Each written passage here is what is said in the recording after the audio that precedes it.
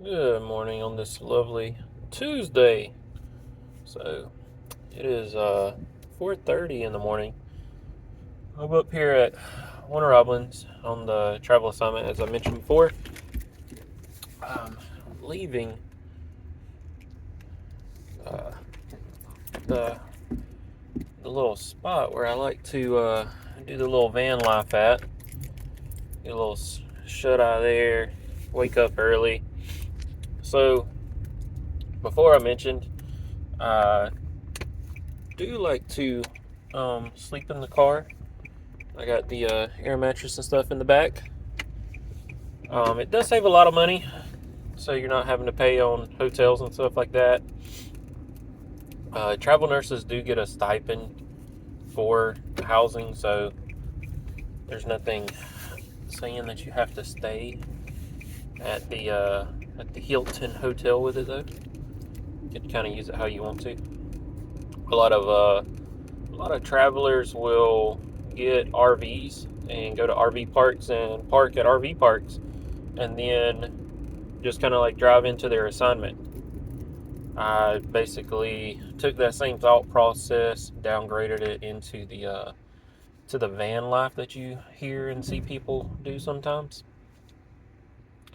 But I pretty much have to go into work at about 6:30 in the morning. It's a 12-hour shift, which admittedly I charged the ortho unit yesterday, and I'm charging the ortho unit again today. So it'll be more so like a 13 or 14-hour shift by the time you get done with all the things that you have to do, really.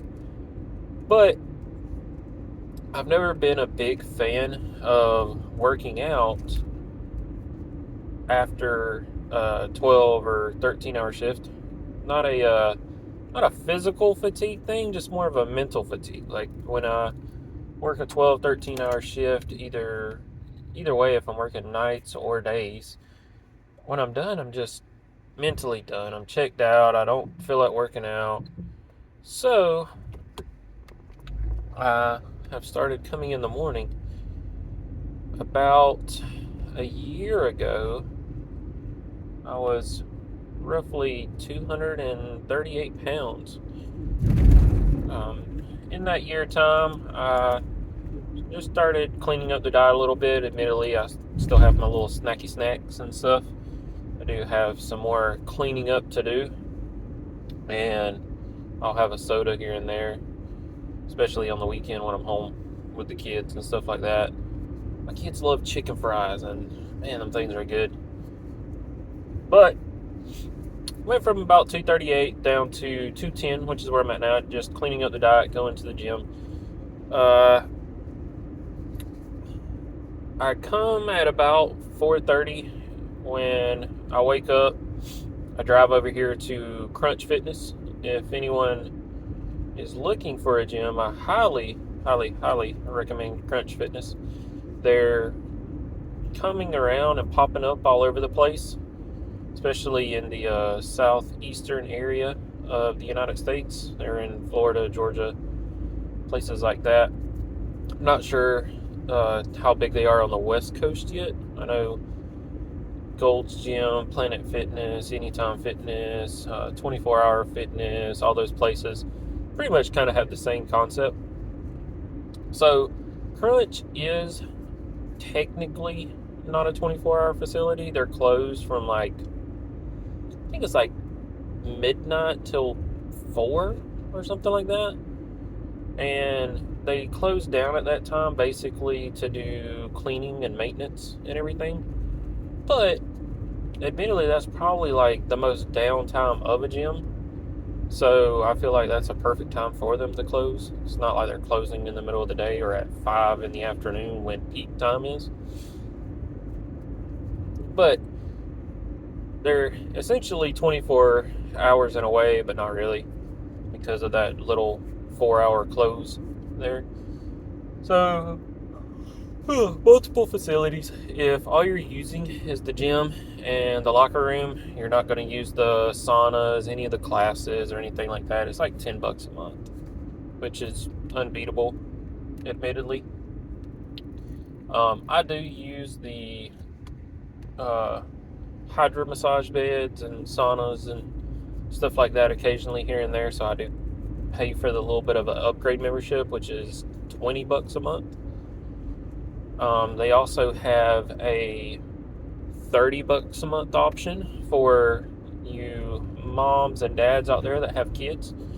The $30 a month membership, Crunch Fitness actually has like a little daycare in the gym. So you can take the little ones with you to the gym. You check them into the little daycare right there at the entrance. They got like little games for them, little gymnastic pads. They got some Xboxes back in the back. The kids can play around with each other, play some video games, watch some cartoons, whatever. And you can work out for an hour, hour and a half. You get done with your workout, go get your little kid, and head on back to the house. My wife and myself have talked about moving up here to Warner Robins eventually after I finish the nurse practitioner program. And one of the key things has been Crunch Fitness having that daycare. Because admittedly, my wife going to the gym, it's a little bit hard for her sometimes with the kids. And we don't have a Crunch Fitness back home or another gym that does that. So if we moved up here, we would definitely continue going to Crunch Fitness. Just so she could use the little daycare option with the kids, and they get to interact with other kids. And my kids love just playing around, horsing around, especially with other kids. Especially my son, he's a wild one. And yeah, I mean, it would allow her to work out. Kids get watched. They got cameras. They got 2 people in there 24/7 with the kids watching over them, make sure they don't do anything too crazy. And then just work out, grab the kids on the way out the door, and keep going. It's something not many places offer. So I think Crunch Fitness is definitely hitting a demographic there that is very untapped by other gyms and facilities in general. And I think they're killing it because of it too, because I'm not gonna lie, even with me going, you know, sometimes in the afternoon when I used to work night shift, you would see a lot of moms come in for their kids simply because it's probably the only one that offers a daycare, even though it's only for like an hour. And then also it's like $30 a month. I mean, most gyms are charging $30 a month, and they don't even offer that. Also, Crunch Fitness, they have free weights. They have deadlift platforms. They have machines also. Have a bunch of cardio stuff too. Admittedly, I'm trying to go back on a kind of a loss here, or a cut. So I've been focusing a little bit more on the cardio and cleaning up my diet again. But I got down to about 210 from, let me see, March of last year, I believe, up until, I want to say, probably from March to March is what I'm going to say. So it took me about a year. Admittedly, I got a little bit lower. I was 238, got down to about 204, I think. But the skin was starting to get a little saggy and everything. Just getting the chicken wings, as they call them, on the arms. So I bulked back up to 215.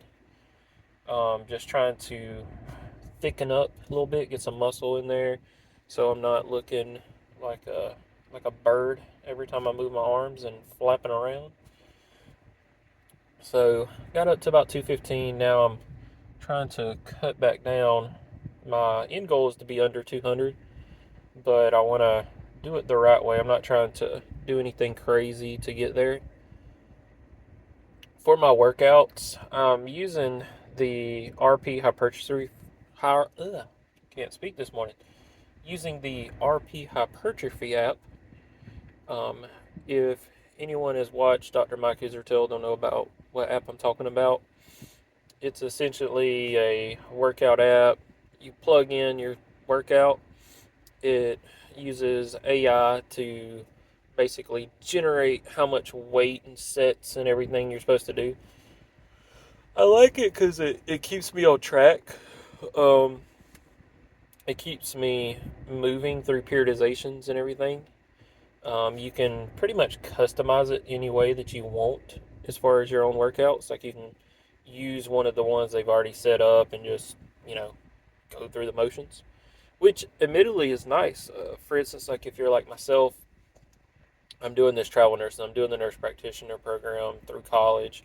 Also a licensed realtor here in Georgia, so every once in a while I'm showing houses, I'm working on contracts, things of that nature. So my mind is just so full and so focused on those things that admittedly I don't sometimes want to think when I come to the gym. Like the gym is kind of a peaceful thing for me in a way. So I come here, I like to work out, de-stress, not think about it, uh, put my headphones in and just jam out, work out, and leave everything else behind, admittedly. So, and my wife, she's kind of the same way. Um, we don't really work out together. We, unless it's legs. My wife loves working legs, like most women, and she's a beast at it. She'll occasionally do back and arms. She's been doing it more so now. Um, I'm a person that likes to work legs, but I gotta say my favorite thing to work is probably back. I'm actually going to be. Let's see. Yesterday was my push day, so today will be my pull day. Or no, that's backwards. See, this is why I use the app. Can't even remember. Today is my push day. Yesterday was just my pure deadlifts day. So I do deadlifts every 2 weeks. I don't have that in the RP hypertrophy app because it kind of does like a weekly kind of thing. Usually Sundays is kind of like a meal prep day or relaxed day, but every other Sunday or roughly every other Sunday, I'll do deadlifts. I just feel like deadlifts help me with my overall just back development, posture, all of those good things. So with it helping that, I just feel like it works for me. I like them. I don't go too heavy. Usually I'll kind of do some like admittedly the bar for like 20 to warm up, just focusing on, you know, the range of motion, making sure I get a deep stretch, coming all the way up, nice and smooth, focusing on form, which, if you're going to work out, no matter what it is, the order of importance is always form, tempo, weight. So if you're going to work out, the first thing you should be working on is your form. Second thing is your tempo. How fast or slow are you going? You don't want to go too fast where you're just rushing through the motions. Momentum's doing most of the work. You're not even engaging the muscles. However, it's like you don't want to go so slow that the workout becomes boring or it lasts for like 3 hours because you're going so slow, because it's going to like rot your mind in a way, in my opinion, unless you just like doing that, which very few people do. So having a good tempo, I'd say kind of in general speaking, what I do is a 1 second concentric. So it's like almost like a oof, like just nice, slow, just like a long exhale on the concentric. I'm kind of thinking of like a bench press. So on like push days, when you're pushing out, that should be kind of your 1 second. So when you're coming to you, like you're letting, for instance, on a bench press, when you're pushing the weight off of you, that's about a 1 second thing there. Just a nice steady. You're not bouncing it off your chest. You're controlling it, but at the same time you got a nice little tempo. All right, and then on the descent coming back down to you, you gotta. It's a little bit more than a second. I don't want to say it's exactly 2 seconds, but we will say it's 2 seconds for sake of argument. So you got about a 1 second lift, and you got about a 2 second descent. So if anyone's watched RP Hypertrophy with Dr. Mike, he's real big on the stretch, real big on the eccentric overloads. That's why I do also like dumbbell press. Admittedly, I'm not like some of the other people on YouTube, Facebook, Instagram, where I'm over here benching 400, 500 pounds on the barbell. I like to work out in the 12 to 15 rep range, admittedly. So I could take the, warm up with the 35s on, dumbbell bench press. I do a little bit of a incline, maybe like 20, 30 degrees, nothing too crazy on that. And I'll bring it down and I will kind of let my elbow drift kind of out as I'm coming down. Sorry, you can't really see what I'm doing here. But I'll let the elbow kind of drift out as I'm coming down. And then what I try to do is I focus on getting that thumb right there on the outer sweep. Almost like my thumb is pointing up into my armpit. And then as I come up, I let that elbow kind of naturally sink back into the midline and then push through it. So it's kind of just showing you this right here. So you kind of coming down, thumb hits that outer portion of the chest here or right here, depending on what your mobility is. And then as you come back up, you're letting that arm kind of drift back in a little bit as you're coming up. And then you're doing that over 1 second. And then as you're coming down, it's a nice little 2 seconds. Bam, you're right there, going into the next one. So I'll do that for 12 to 15.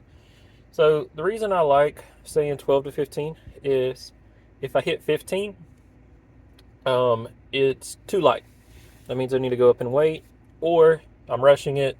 I need to slow down the tempo, or my form sucks and I need to fix the form. So if I'm hitting 15, it's one of those three things. If I'm not hitting 12, then most likely the weight is too heavy. So if I can't hit 12, I'm like, okay, I need to go down weight.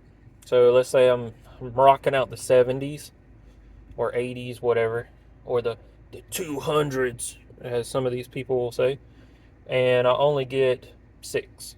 I'm like, oh crap, I didn't hit my 12.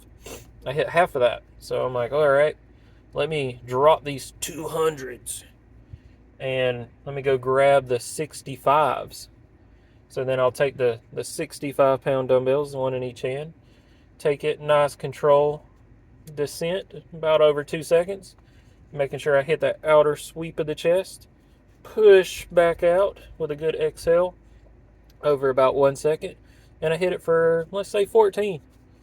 And that last one, admittedly, is not like a oh my gosh, I'm gonna die doing it, but it definitely stimulates me. It's got some, it requires some oomph to get it out of there.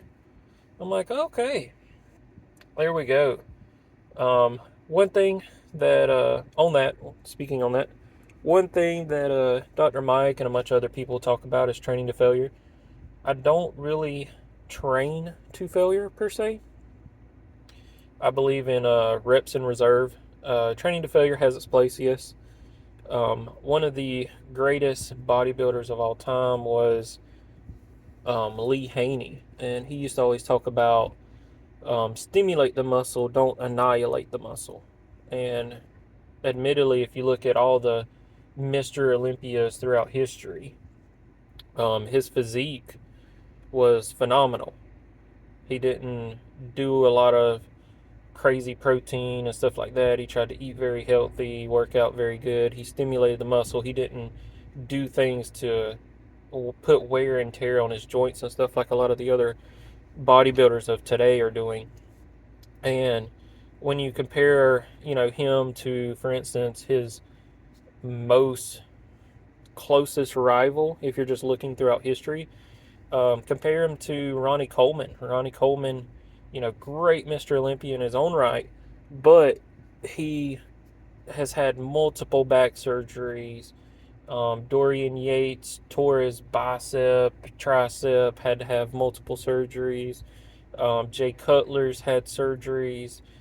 And then you look at Lee Haney, and he's still walking around, relatively healthy. And gosh, I don't know, his 70s, I'm assuming is how old he is now, I'm guessing. Not trying to insult him if he's not there yet, but I think he's probably like 60s, 70s. And you'll see him do interviews and stuff like that, sometimes talking about the golden eras and this, that, and the other. And the guy still looks phenomenal. He's not depleted. He's not had crazy surgeries, like Ronnie Coleman. God bless him and his family right now. I think he's having to go through some more surgeries or having some other issues, from what I've seen someone post on Facebook. But yeah, I feel like he did it the right way. Also, with me having my schedule, I'm having to lift, pull on patients, and deal with a bunch of stuff like that. So if I was to train to failure, it would actually affect my work also. So that's the other reason I don't really train to failure, especially on legs, because as a nurse, you're on your feet for 12, 13 hours. And, you're doing a lot of squatting, standing, pulling, pushing. And then I work in general surgery and orthopedics.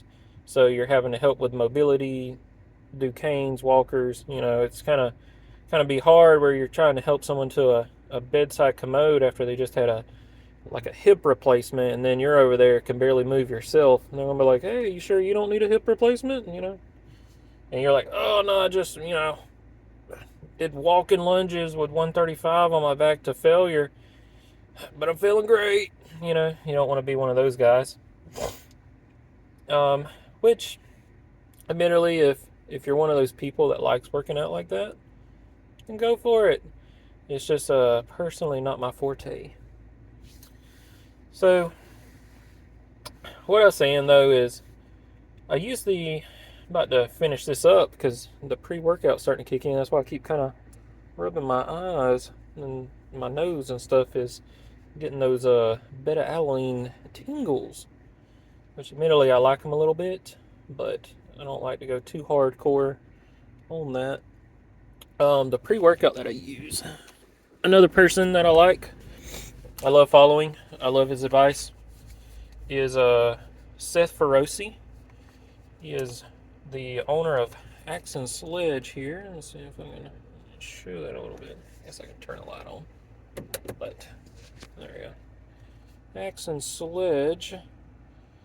And this is the intake. This is the all-in-one pre-workout. He's got some high stem stuff if you're a high stem guy. I'm not. I like a little bit of stimulants in the morning, but nothing too crazy. The high stem stuff always gives me the bubble guts. So I try to just do enough stem to wake me up in the morning and get a good workout in, and that's about it. I find his videos are largely inspirational to me, motivational. He's like, my dad was never in the picture growing up, so admittedly I watched Seth's stuff, and it's like the dad I never had in a way. And he talks about family life, work life, and he's coined the phrase hardworking motherfucker, HWMF, and I try to live by that ethos that he presents. Sorry for cussing, by the way, if you don't like to cuss. Every once in a while I will slip up. I am trying to work on that and be professional, considering I'm going to be in a professional degree platform, but at the same time I am a small redneck from South Georgia, so it does slip out. But yeah, I'm starting to get the tingles. It's now about 5 o'clock, so this is about the time I would be going in anyways. Usually I try to wake up at 4:30, drive over here, take my pre-workout on the way here. Start getting the tingles about 5 o'clock. I'll kind of check, make sure I don't have any messages from the wife overnight, or anybody else important. So pretty much my order of importance on messages at this time or any time is my wife. So my wife comes first with the kids. In that order also, you should be putting your spouse first, even before your kids. Assuming, there's a good relationship there. And if you're not putting them first, it's probably not a good relationship there. So if I wake up, got notifications, I see my wife's name on there, bam, that's the first one I'm going to. So see what's going on with her, what's going on with the kids, what's going on with the family. After that, next importance, work. So for me, if it's something important with work, I'm like, okay, let me look at this real quick. Usually it's not anything I have to handle right then. It's just something I need to know is either coming up or is something I got to handle later in the day, like maybe on my lunch break or something.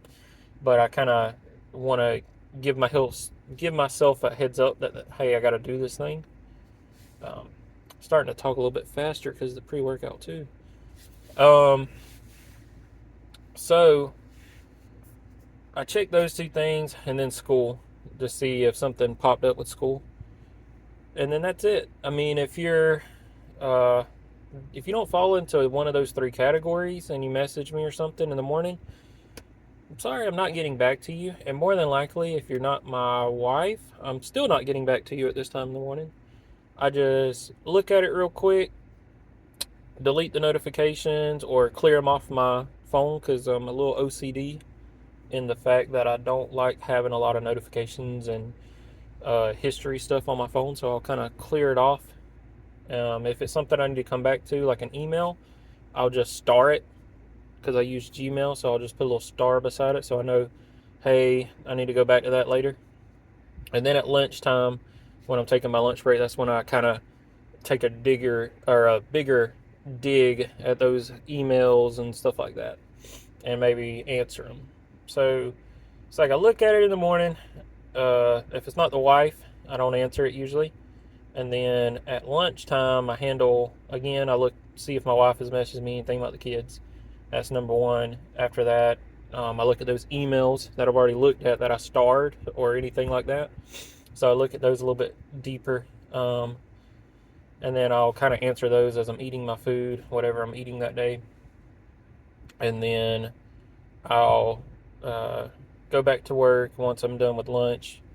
And then when I get off work, whether it be, usually it's around like 7:30, 8 o'clock, I'll go through and I'll actually look at all the emails in depth, look at all the messages, look at everything. So if you don't fall into one of those three categories and you messaged me at, let's say, 4 in the morning, which I don't know why the hell you would message me at 4 in the morning, more than likely I'm not getting back to you until like 8 at night. I'm just busy. I mean, it's nothing against you personally. It's just I got a lot going on. I don't care to I'm not gonna put my life on hold to answer people a lot of times because I feel like that action is not reciprocated a lot. You got to take care of the family, take care of work, and take care of business, and then you do the socializing, in my opinion. And that's what I do. Like, whenever I'm done with what I got to get done, I am a social butterfly by nature. I love to talk. I love to interact with people. But at the same time, I'm going to put that on the back burner until I get stuff done. But enough talking. Let me get in here, get this workout. I'll try to see if I can either screenshot exactly what I'm doing today, or I'll just put it in the description about pretty much like what I was doing today. Again, a lot of it's 12 to 15 reps. Usually I only do like 2 to 3 sets of stuff. Admittedly, I don't count my warm-ups. So my first workout that I do, or first set that I do basically 2 sets of like really, really light stuff. Like I mentioned, kind of like with the deadlifts, where I do like 20 reps of just the bar. And that's just to wake the joints up, get the motions, get the motions, get the motions going, get the juices flowing, all those things. And then after usually about 2 sets of that, kind of going through the motions for a warm up, I'm ready to rock and roll. If I feel like I need a third set to kind of warm up, I can give myself a third set. Um, I want to make sure I feel good before I go into the working sets. After that, I usually, on the other workouts, if I feel like I need a kind of like a primer, I don't want to say a warm up because I'm already warm after the first workout, but it's more of like a primer or I believe Jay Cutler called them feeler sets, is what he called them. So I might do, like, let's say I'm going from bench press to dips. On the dips, I might, put some weight on there, or let's say I'm using a dip machine, let's say it that way. I might go at a lighter weight for that first set, which I won't count it, and I'll just kind of feel how I feel going through that motion. Like, okay, like how does my shoulders feel? How does my chest feel? How does my elbows feel? Making sure all the joints and everything feel good. Again, that's not like a warm up thing. It's just a feeler set to see how I feel. And then it's like, oh crap, my shoulder's a little tweaked. So I mean, if my shoulder is tweaking at half the weight that I would normally use, that kind of gives me an indication like, maybe we should swap this out for something else, let that shoulder kind of recover a little bit, and maybe instead of doing dips, I'll do a dumbbell overhead press or, skull crushers or something like that, where it's not putting that strain on the shoulder there. Again, that's not something I face much, but it is a real thing for some people. And so those feeler sets like that can actually prevent injury, and I think they're a really great tool to use. But it's been like 30 minutes. Let me get in here, get working out, get done. Also, I do shower at Crunch, so I bring shower shoes and stuff like that. I don't want people to think I just sleep in the SUV and don't shower. That's another reason I come in the morning. I work out, get all nice and sweaty, get a good workout in, take a shower, get nice and cleaned up, put some deodorant on, brush my teeth, brush my hair, make sure I smell good and look good before I go into work. It is a professional setting in the hospital. I can't go around smelling like crap and looking like crap. But y'all have a blessed day, and let's get after it.